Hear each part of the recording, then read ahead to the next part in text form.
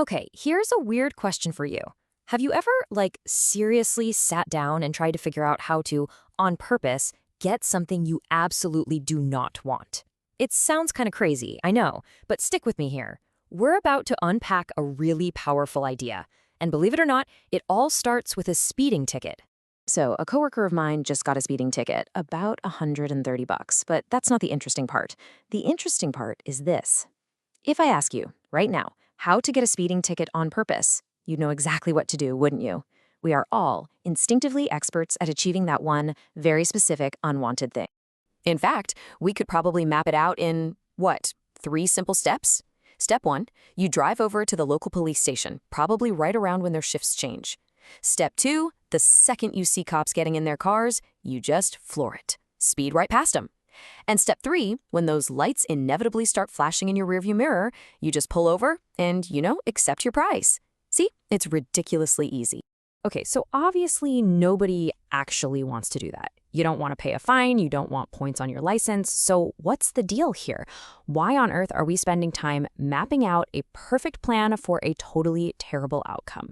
Well, the secret is right here in this idea. We are absolute masters at figuring out how to fail. We instinctively know the exact recipe for getting the things we don't want.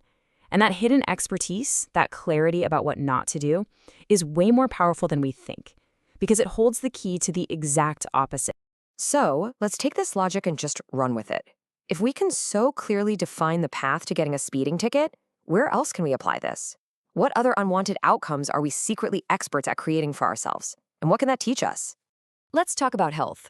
If I asked you for a guaranteed plan to become unhealthy, you'd have the answer in, 2 seconds? Eat a ton of junk food and never ever leave the couch, right? The path to being unhealthy is crystal clear. And because you know that path so well, you also, by default, know its perfect opposite, the path to being healthy. Okay, let's take it up a notch. Wealth and happiness. What's the fastest way to become broke and miserable? Well, that's easy too. Quit your job, stay inside all day, cut yourself off from everyone. It is a foolproof plan for misery. And right there, baked into that negative plan, is the blueprint for the opposite. Find work that means something to you and get out there and engage with the world. And this brings us to the big one, your life. What is the one guaranteed way to live a less than ideal life, a life of regret? It's simple. Just never pursue your dreams. Don't even try. By identifying that one devastating choice, the path forward becomes blindingly obvious. The path to an ideal life is to actively chase your goals. So this whole way of thinking, it actually has a name. It's called the inverse path. It's this fantastic mental model where you achieve what you want, not by staring at the goal itself, but by getting laser focused on what you don't want and then just doing the exact opposite. It's all about finding clarity by flipping the problem on its head. So really, it all boils down to this one incredibly simple rule. Just don't do the stuff that gets you the things you don't want. I know, it sounds almost too obvious to even say out loud. But when you consciously use it as a filter for your decisions, it becomes this incredibly powerful compass.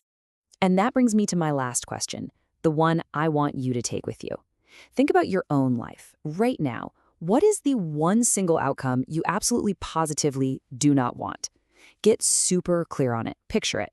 Okay, now, what does its perfect opposite tell you that you need to do next?